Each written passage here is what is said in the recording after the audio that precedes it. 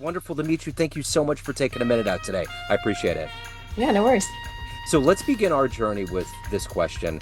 And I've tried to put this question away, but it's too much a part of our lives. 5 years ago, this pandemic was raging, changing all of our lives. How did you get through that time period?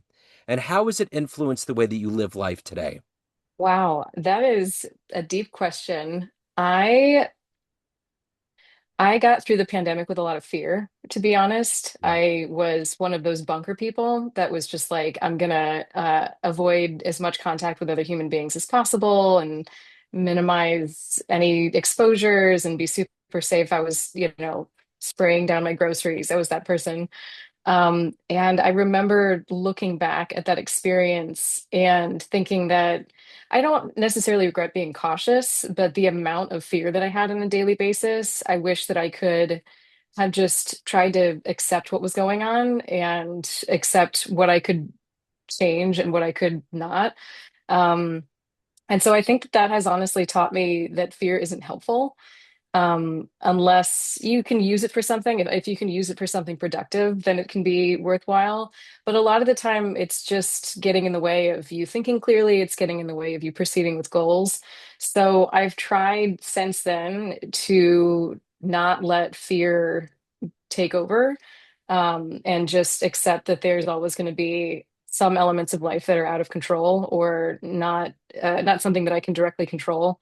So yeah, I think it has really helped me to just let things be and let there be uncertainty and not need to have a sense of control over every little thing. But the thing about that time period was, I mean, it's one thing if a few things change in your life, but every single thing that we did as humans got totally rearranged. I mean, it was Hmm. just being fearful and being suspect was almost a part of our DNA at that point Hmm. for all of Yeah, us. right. I mean, I wasn't alone in being paranoid. I think Yeah. everyone, well, not everyone. It was that was another part of it is it felt like I was living in downtown Raleigh in North Carolina at the time, and I was like barely, I would go on walks outside and like maybe see friends outside, but I was really closed down in terms of my level of contact. And then I would see a trolley cart, like a cycle trolley, go past with people just having a party, and I would watch people bar hopping out my window and just think, we're not living in the same reality. These Yeah. people are living in a completely different reality. And my partner at the time worked in restaurants. So he had to go back to work Yep. way before the vaccine happened. So he had to go and serve people. And a lot of the people that he was waiting on in restaurants were very rude and didn't tip well. And it just made me want to throw a chair through the window. I was Yeah. just like, these people, like, it's like the least you can do if you're putting yourself at risk and going into a restaurant to eat is be kind to the person that is waiting on you Yeah. and tip well. And some people weren't doing that. So there was a part of it too where I was just in this state of like, what we're not living in a shared reality. And I kind of think that hasn't really stopped since the pandemic. It's this sense of we're not all agreeing on common premises Yeah. with regard to what is happening. I totally agree. So let me ask you this. It's very clear on paper what you do on a daily basis, but if I was to put you in front of a bunch of 12-year-olds at career day and they wanted to know, how would you explain what you do? My day right now consists of waking up in the morning. I've been doing morning meditation every day, and this is something I've been trying to institute for my entire adult life is regular meditation, and I've finally actually been doing it. So meditating, I usually try to do a little bit of exercise, whether it's just, like some push-ups or walking around the block, something to kind of get my body moving. And then I spend the first part of the day writing. And right now, that's working on a novel called Loop, Nevada. I actually just this morning got my edits back from my editor for Firebug, which is the book I'm going to publish later this year. And I'm really excited to see what she's gotten back. So I've been kind of working on the novel after this while I wait for her to get back to me. So yeah, just working on writing, trying to get as much done with that as possible. And in the middle of the day, I'll have lunch, I'll do some exercise, and then I work on freelance graphic design projects. Okay. So right now it's a mix of writing and freelance work, which is really rewarding. I actually really like that balance, and I hope that I can do that as long as I can. Yeah. So what did you want to be when you were 12 years old? What was your dream job? I, when I was 12, they asked that question, and they asked us to draw what you wanted to be, and I divided the piece of paper in three, and I wanted to be an archaeologist because I was really into Jurassic Park, a veterinarian, and a writer. Okay. And of those three, writer is the only one that stuck. As it turns out, I just like dinosaurs and animals. I don't necessarily want to make it my career. Yeah. So yeah, I've wanted to be a writer since I was a little kid, and it's the passion that has really that I have stuck with, and that I am grateful to do even when it's hard. Which I think is a thing that, it's a tough thing to do. It's a tough thing to wake up and try to create something that hasn't ever existed before. It can be really tough and feel very demoralizing when you're trying to put words on a page and it's not coming out the way you want it to. Mhm. And so writing is the one thing in my life that I care enough about to push past how excruciating that feeling can be and keep going.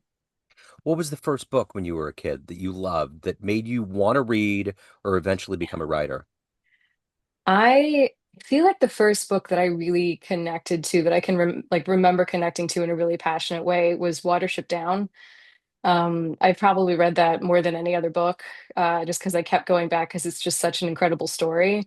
I also read a lot of Stephen King when I was little, probably too young. So I grew up reading, like, Pet Cemetery and The Stand and stuff like that, and just scaring myself Yeah. as like a young teenager, and reading like Desperation when I was like 13 years old. So that was definitely the most influential work that I read was Stephen King. And I think that's where I picked up a lot of my style from. But yeah, like C.S. Lewis, I got really into the Lion, the Witch, and the Wardrobe series, and all of that as well. But I think Stephen King is where I really was like, oh, this is what I want to do. Yeah. What about the first thing, the first story, narrative that you wrote that you got a response from somebody and felt like, I can do this. This makes sense.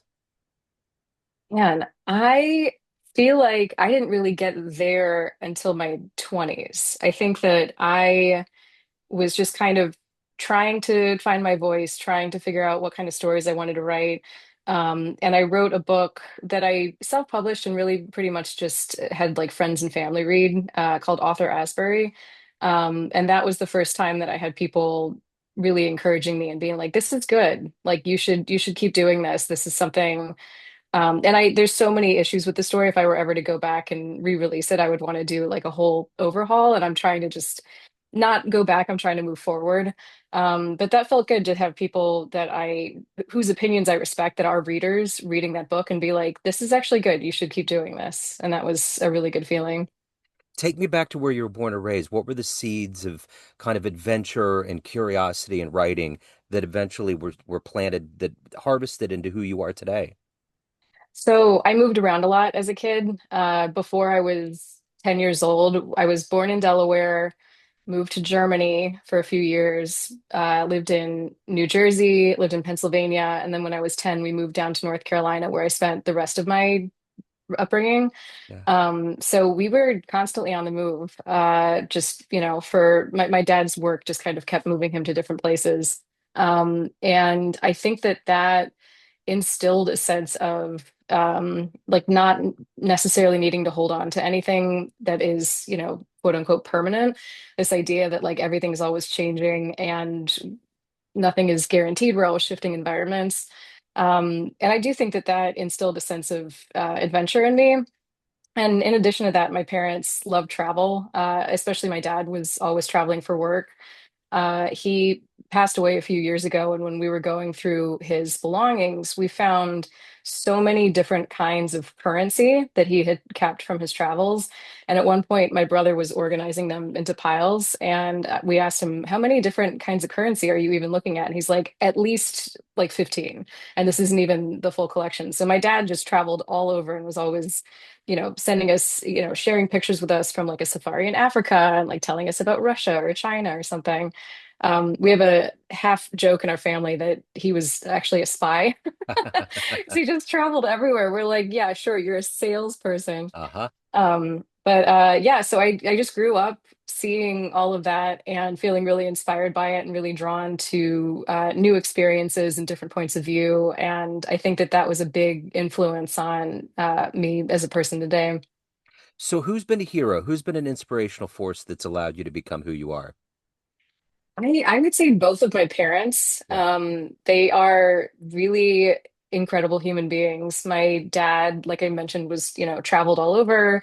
And he was really fearless. He wasn't afraid to risk failing. He wasn't afraid to start over. He really was just, I watched him over and over again reinvent himself and try something new.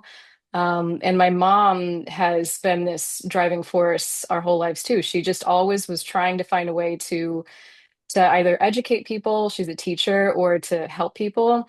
Like we grew up pretty far away from both sets of our grandparents.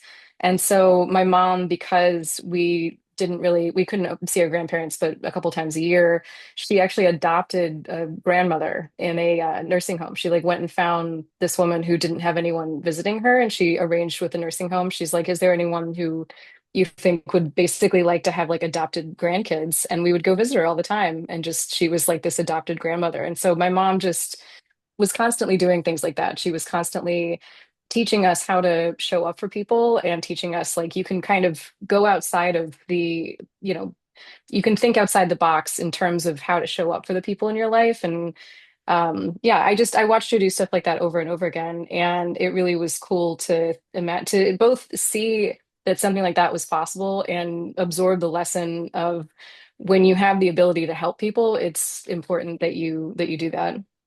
You know, it's interesting in the realm of creating and what captivates the human mind. The two professions that's kind of in secret when it's being created is a writer and a visual artist. You know, Mm, you see athletes and teachers and entrepreneurs and all these people, you'll see little documentaries about what they do, but you don't see that a lot. If you could be a bug on the wall and watch a writer have that moment where they click out of writer's block or they're just doing mhm. something and just creating, who would you love to see in their like moment of creation? Man, he is no longer with us. He just died a few years ago. But Tom Robbins is one of my favorite authors, Yeah. and his writing is so rich. I'm like getting choked up thinking about it. Like it's so. Are you a fan? Have you read his I just stuff? read the latest book that one of his last books that was kind of a biography, but it wasn't. I can't remember the name of it. It was so good. But he's like Billy Collins. You're just like, wait. Just let's go back. Like the sentence is so dense, you need a minute to Yeah, breathe. Yeah, I get yeah. it. And he has these like he opines on things. Like he'll go off on the beet, just like the vegetable, the beet, and just like talk about how rich and full. And like his writing is so engaging and sexy and fun. And I would just love to be a fly on the wall and see what it's like for him to just opine on something, just go off on whatever topic he's talking about, because he clearly had such as like a zest for life.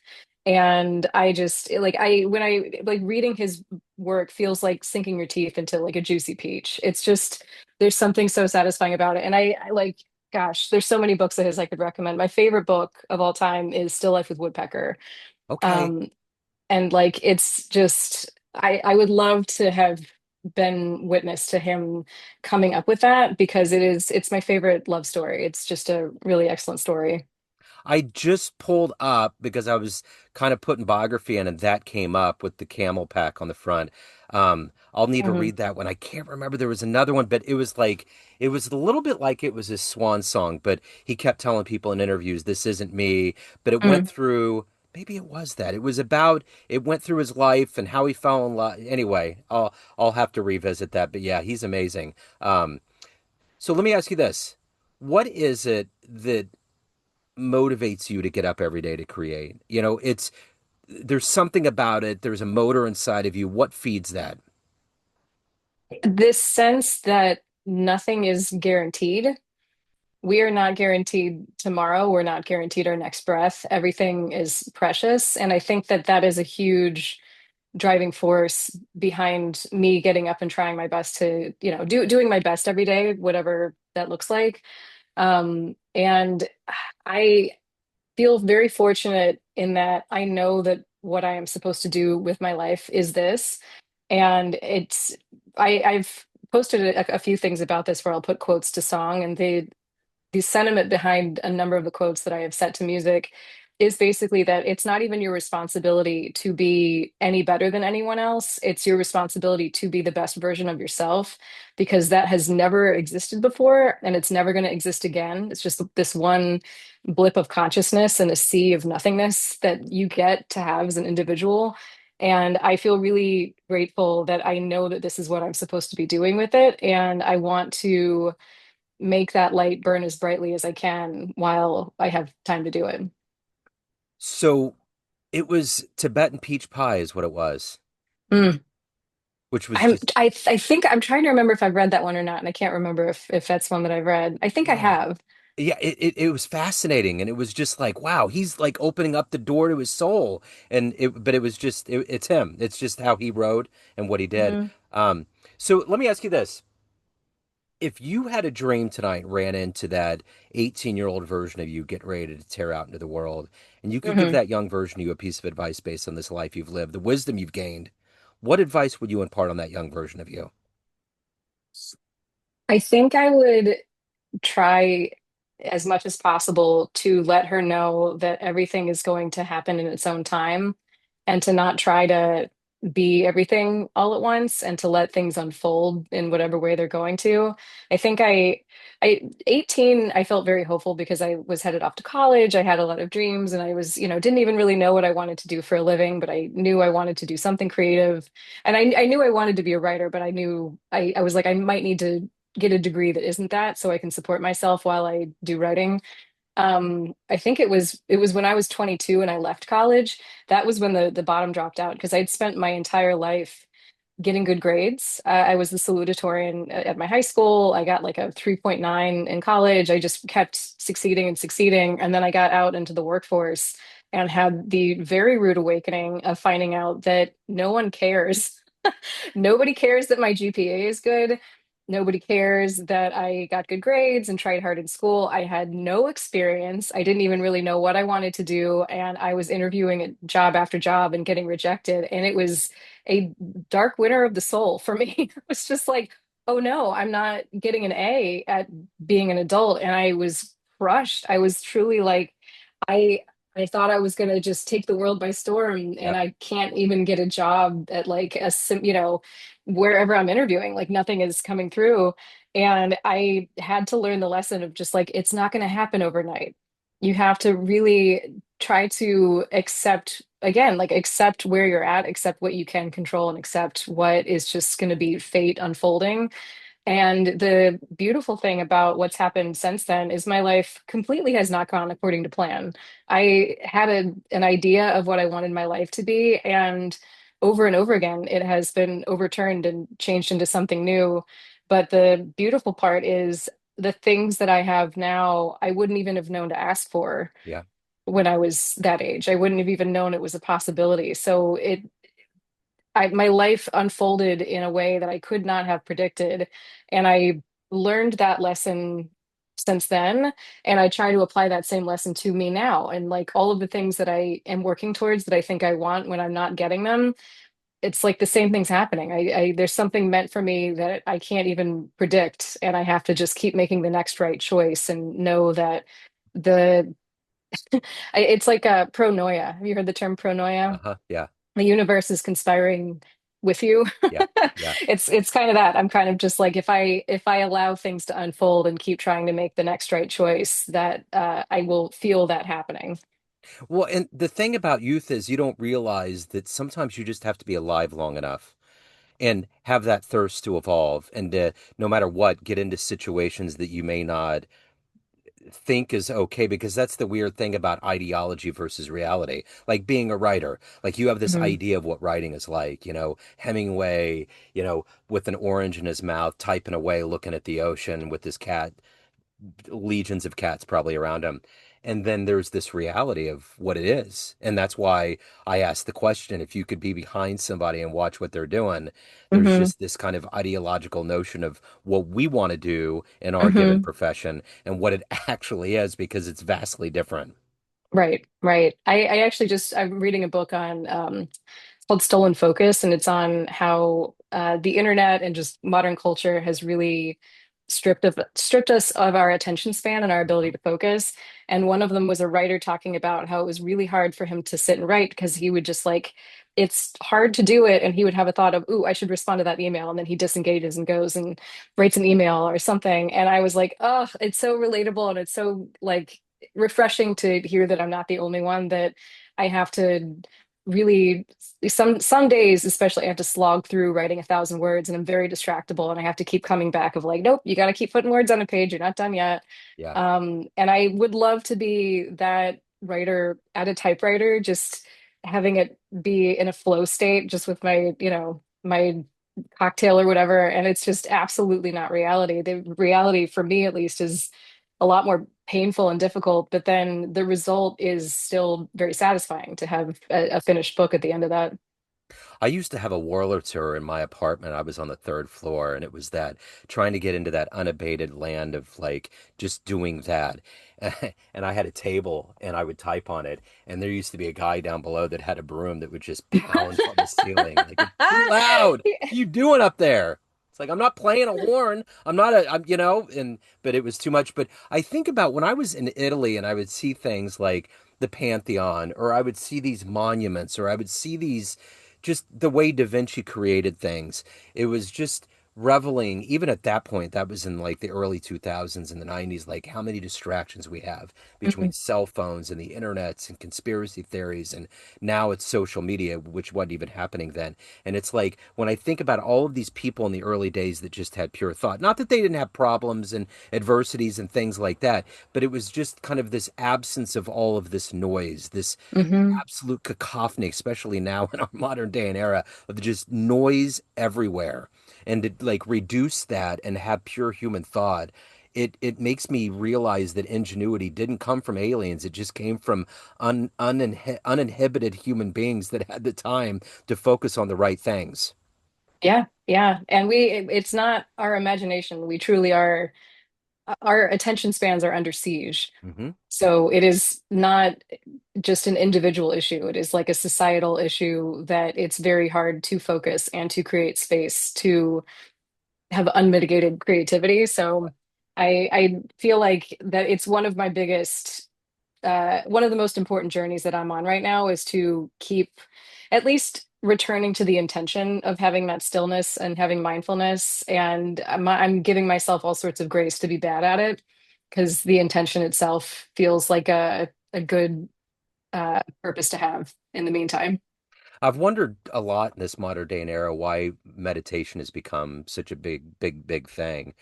And it's probably because of that, because there is so much noise. I remember listening to an interview with Joseph Campbell recently, and he was talking about, because sometimes it's hard for me, because I feel like I do meditate without meditating. And he was talking about, if you think about loved ones, if you think about Mm, spouses and children and things that mean a lot to you and really hone in on it, that's meditation in itself. And it's not just like being in this sacred space. It's like taking that time to really hone in and have conscious thought on things that mean the most to you.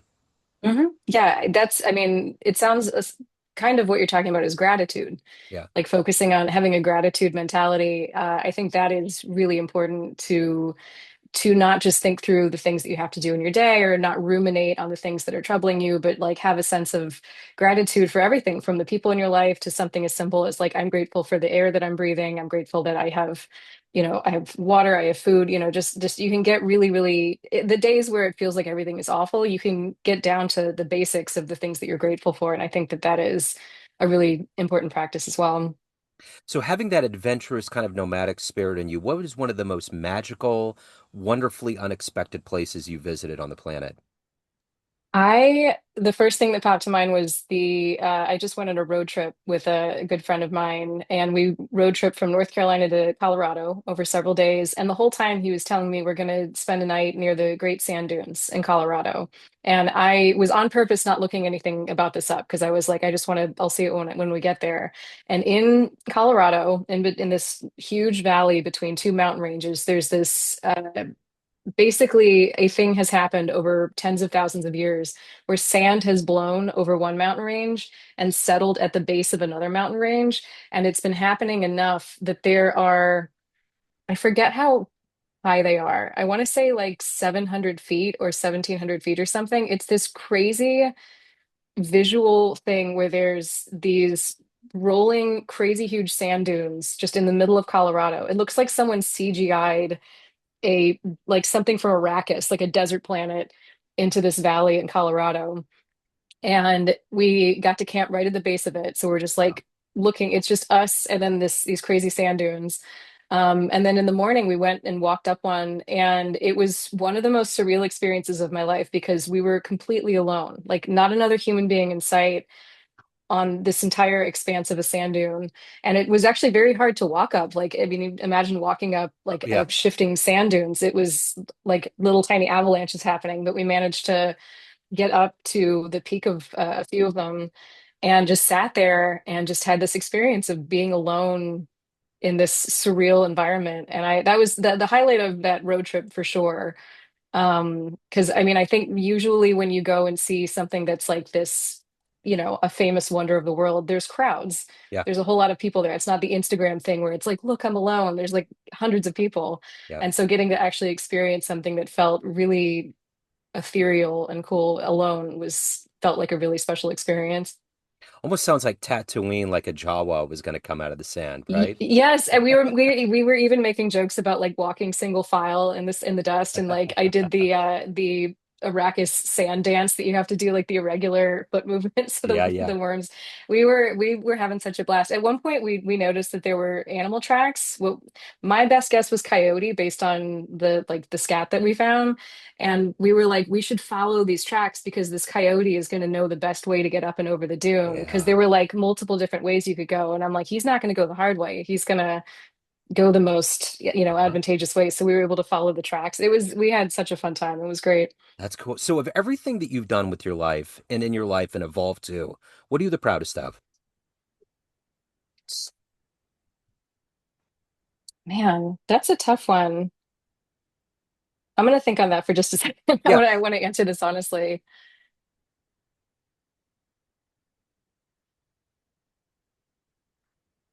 I don't know. I feel like the the relationships that I had with the people in my life, I think I'm really proud of. I think like it would be easy for me to say Firebug, the book that I have coming out, because I am proud of that and I'm excited to get it out there. But I think the work that I have put into being a friend to the people in my life and the relationships that I've built and the way that those people have shown up for me, I think that that is the thing that I am most proud of and most grateful for. I just have incredible, like my parents are amazing. My siblings are my favorite people. I have three younger siblings, and they're just like I'm so honored to call them family. And then the people that are my chosen family are just these shining, incredible human beings. And I realize what I'm talking about feels more like gratitude than pride, but I think I do have a sense of I am proud of myself for being the kind of person that has attracted these people to me because I know that they have options. Yeah. They they have other places they could be, and anytime they choose to be with me, it feels really special. So, if anybody wants to get Firebug, they want to reach out, any of your other previous work, anything going on in your world, freelance, otherwise, how do they do that? So my website is risaepatterson.com, and you can follow me on TikTok at Risa Writes or Instagram at Author Asbury. And those are going to be the best ways to get in touch with me for any of that stuff. And like I said, Firebug is still, I just got it back from the editor, hoping to get that done as soon as possible and out later this year. So if you want to follow me at any of those places, I will keep you posted with the pre-sale link at some point in the next few months. Excellent, Rita. This has been great. Thank you so much. Best of luck on the launch and everything else. This has been wonderful. Thanks, Joe. It was great talking to you. Yeah, great talk.